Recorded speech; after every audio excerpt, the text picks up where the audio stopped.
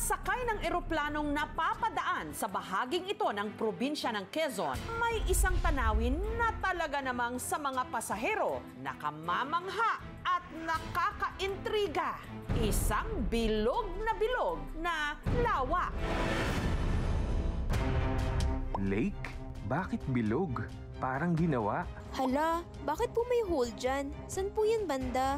Parang sinkhole. Ang parang giant pool sa ere nasa paanan ng Mount Malipuño na malapit din sa sagradong bundok ng Mount Banahaw. Sakop ito ng Barangay Ayusan at San Pedro sa bayan ng Chaong sa Quezon. Ito ang ipinagmamalaki nilang Ticub Lake.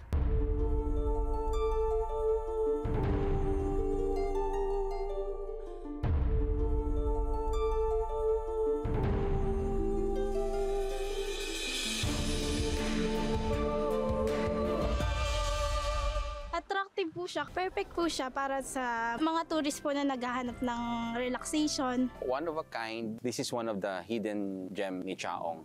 Tinatayang may sukat na 50 hectares. Ang lalim nito, wala pa raw nakakasisid. Pero tinatayang nasa 75 meters o 246 feet. Pa-diamond shape sa ilalim. Ayon na rin po sa pag-aaral ng Mines and Geosciences Bureau. Si Ticub ay walang inlet and outlet. So ang tubig po nito ay pinangangalagaan na hindi makontaminate. Ang kulay ng tubig sa lawa nagiging berde at asul, depende raw sa klima. Yan po sa umaga maasul. Medyo green na medyo malinaw na po siya. Monthly po nagpapa-operation linis po kami. May view deck kung saan makikita ang kabuuan ng lawa. Pero para sa mga turistang gusto itong makita ng malapitan mula sa itaas na bahagi ng kalsada, kinakailangang lumakad ng 10 hanggang 15 minutos pababa sa ginawa ritong hagdan. Nag-umpisa yung development nito way back 1980s to 1970s. Puntahan na talaga siya ng mga birdwatchers.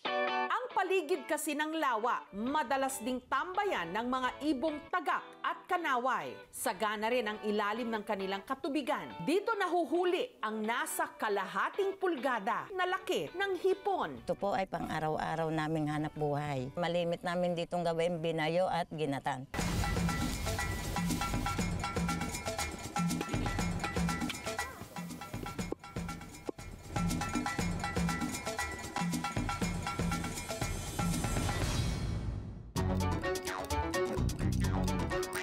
Masarap siyang ipalaman sa tinapay lalo na kung mainit. Paniwala ng mga residente, ang Ticub Lake, bahagi ng isang bundok na ayon sa mga kwentong bayan, tumaob.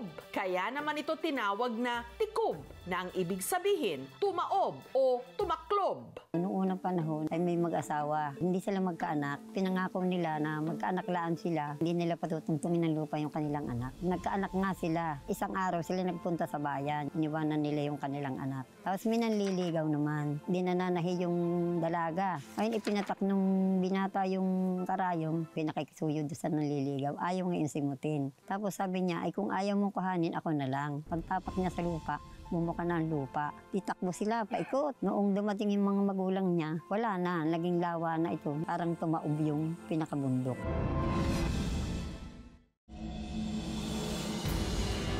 Ang 2 dekadang mangingisda namang si Carlito, naniniwala na sa pusod ng Ticub Lake, may isa pa raw natatanging yaman. Ako sumisid doon eh. Doon may kuwibang malaki. May nakuha doon.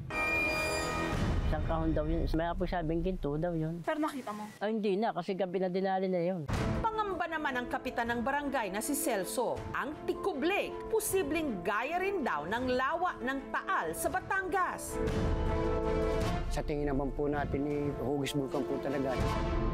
2019-2007, inubos po ang lahat ng laman ng lawa. Lahat po ng isda, patay po lahat siya. Nag-amoy asupre po siya. Nangangamba po kami, ma'am, dahil siyempre baka po sumabog ulit yan. Sa gilid ng lawa, madalas din daw silang may napansing mga bula.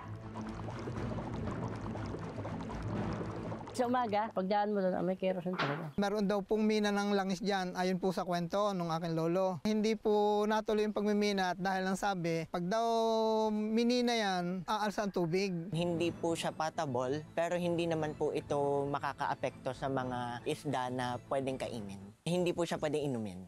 Para masuri kung may katotohanan ba ang hinala ng mga residente na dati itong bulkan at kung posible ba talagang may deposito rito ng gas. Binisita ng mga kawani ng MENRO o ng Municipal Environment and Natural Resources Office ng Chaong ang lawa. Ito na po yung sinasabi po namin na bulabod na nag-aamoy gas po siya. Nakita natin na talaga na nagbabubbles at pag pumutok yung bubbles talaga maamoy natin na nag-aamoy petrolyo siya o nag-aamoy gas siya. Kung iahalimbawa natin, para tayong naglagay ng gas doon sa ibabaw ng tubig, ang tanggapan ho ng MENRO ay nakikipag-ugnayan po sa iba't ibang sangay ng gobyerno na posible hong makatulong sa atin. Ang Lake Ticob, it is part of our volcanic. Meron tayong mga volcanic cones, mga scoria cones na nabuo dyan millions of years ago. Nagkaroon tayo ng volcanism o kaya yung pag-angat ng mga magma mula sa ilalim ng lupa. So yung Lake Ticob is considered as volcanic crater lake. Nabubuo to pag nagkaroon tayo ng malaking pagsabog. At yung malaking pagsabog na to ay nagkikreate ng depression. Unti-unti itong napupuno ng tubig. It's an old volcano or an inactive volcano. Pwede pa rin mangyari na meron kang mga nag-i-escape na gases kasi nasa ilalim siya eh. It would take millions of years para maubos itong mga gases na to. So pwedeng yung mga bubbles na yon, mga residual na yon or mga panakanakang pag-akyat ng gases natin. Walang possibility na magkakaroon ka ng mga oil deposit within volcanic area. So far, wala pa tayo dito sa Philippines na na-classified na inactive na naging active siya. Lake Ticob naman is safe. Nagsisimula man ng dagsain ng mga turista ang Ticob Lake. Paalala ng Tourism Office ng Chaong. Limitado pa sa ngayon ang magagawa rito. Panatilihin po natin yung kalinisan, nung lawa at nung kapaligiran. Sa halos perfect na pagkabilog at nakamamanghang ganda ng lawa ng Ticob, kahit sino ritong makakita, mapapataob sa ganda. Thank you so much mga kapuso. Kung nagustuhan niyo po ang videong ito, subscribe na sa GMA Public Affairs YouTube channel. Don't forget to hit the bell button for our latest updates.